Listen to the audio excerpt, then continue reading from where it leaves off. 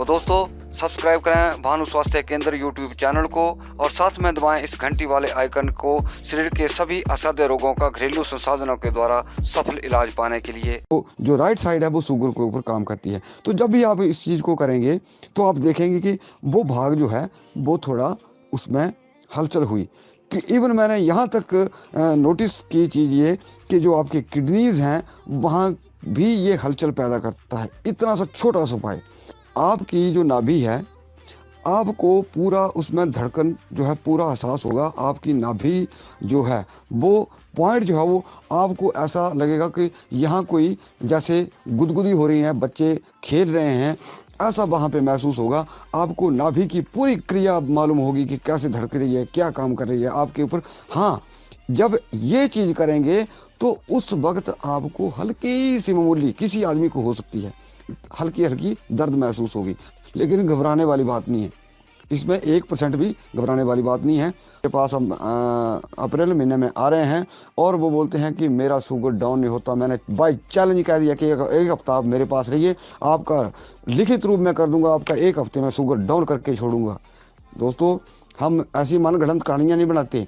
आप खुद इस चीज़ को प्रैक्टिकल करिए और आप देखेंगे वहाँ कि कितना वहाँ हलचल हो रही है नाभि की। क्या वो आप इमेजिन करेंगे उस वक्त। ये मैं नहीं कह रहा हूँ, खुद प्रैक्टिकल करके देखना, कल सुबह ही प्रैक्टिकल करके देखना।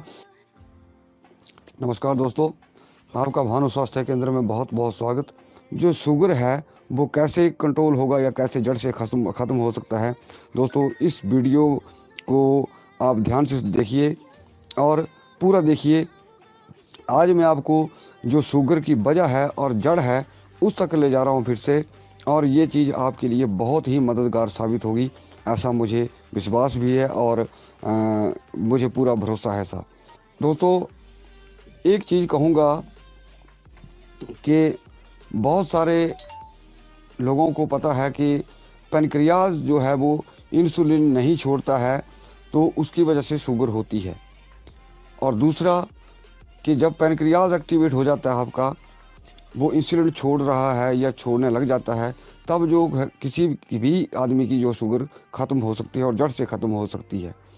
लेकिन हम क्या चाहते हैं कि किसी दवाई को लेकर के दवाई खाई और वो हमारी शुगर जब वो जड़ से निकल जाए, ऐसा कभी नहीं होता है दोस्तों। बहुत सारी खुद के लिए मेहनत करनी होती है। बहुत बार बता चुका हूँ, बात पित्त वाली जैसे 3 प्रकार की होती है, बात पित्त कफ वाली। तो कफ वाली जल्दी ठीक हो जाती है, पित्त वाली थोड़ी अड़ियल होती है, ठीक होती है लेकिन थोड़ा टाइम लेती है। लेकिन जो बात वाली है वो ठीक नहीं होती है। हर आदमी का जो शारीरिक ढांचा है वो भगवान ने अलग अलग से तैयार किया हुआ है, वो भगवान का नियम है या भगवान की रचना है। तो अब जो इसके जो पीछे मेजर कारण है वो उसके ऊपर ले चलता हूँ आपको। तो पहला तो आप सभी को पता है शायद या नहीं पता है कि हमारी नाभि जो है वो हमारी ऊर्जा का केंद्र है। यानी कि जो हमारे शरीर को, पूरे शरीर को जो गर्मी पहुंचाती है, हमें गर्म रखती है, वो नाभि का काम है, वहाँ आग का स्थान है। तो दोस्तों, ये जो फायर है यही शुगर को कम या ज़्यादा करती है, क्योंकि जितनी आदमी के अंदर आग होगी, ज़्यादा आग होगी, वो उतना ही शुगर को ज़्यादा जलाएगी। तो दोस्तों, फिर से लाइक वाला बटन कहूँगा ज़रूर दबा दें। तो शुगर जो है वो जितनी आग अंदर वहाँ जली होगी, अगर आग ठंडी होगी तो शुगर नहीं जलेगी, अगर आग ज़्यादा तेज़ होगी तो शुगर ज़्यादा जलेगी। और तीसरा ये कि आप सभी को पता है कि ये एंडोक्राइन डिसीज़ के अंदर आता है, अंतःस्रावी ग्रंथियों का जो रोग है, तो उसकी वजह से होता है ये अंतःस्रावी ग्रंथियाँ, जो हमारी रीढ़ की हड्डी से ये छल्ले जिसको बोलते हैं, ग्लैंड जिसको बोलते हैं, ये नसों के दरअसल में गुच्छे होते हैं और उनको ग्लैंड कहते हैं। तो ये जो हमारे शरीर के अंदर जैसे रीढ़ की हड्डी के अंदर जो हमारे अंदर की तरफ छल्ले बने होते हैं, उनको ग्लैंड कहते हैं।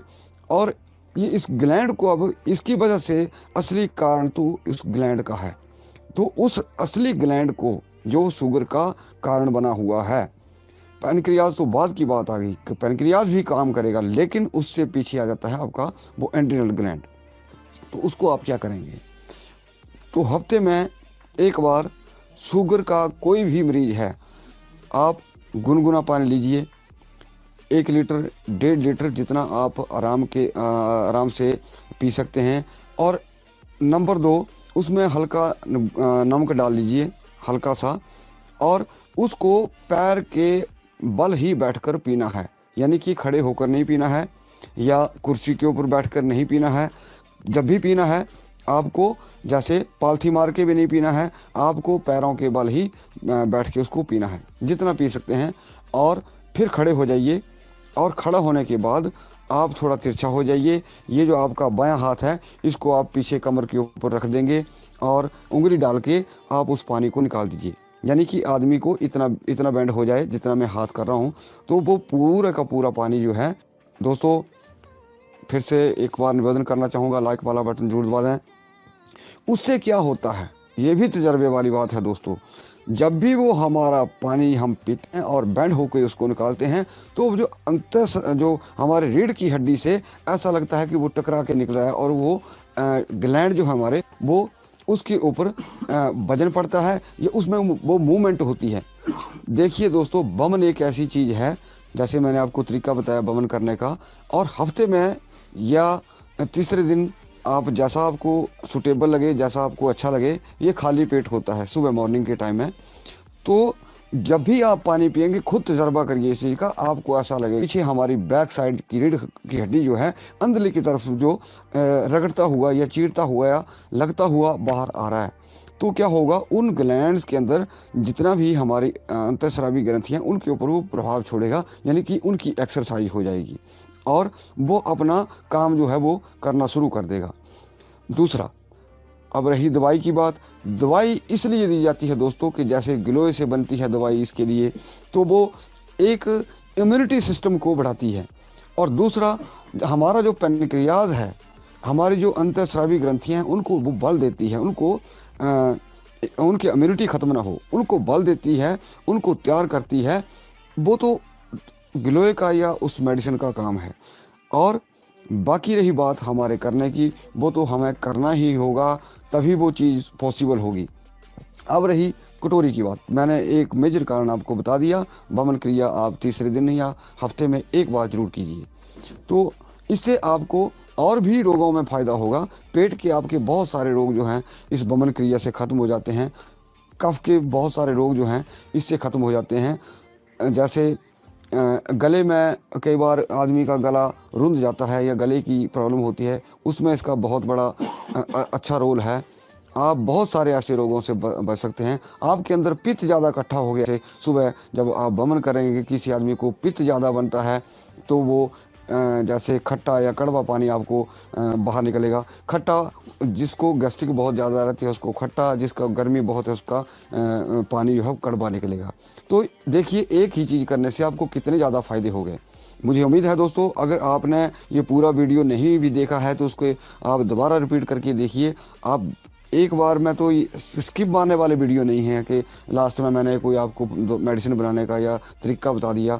मैंने आपको आज बिल्कुल प्रैक्टिकल तौर के ऊपर आपको बताने जा रहा हूँ, क्योंकि इसको आसानी से आप समझ सकते हैं और आसानी से कर सकते हैं।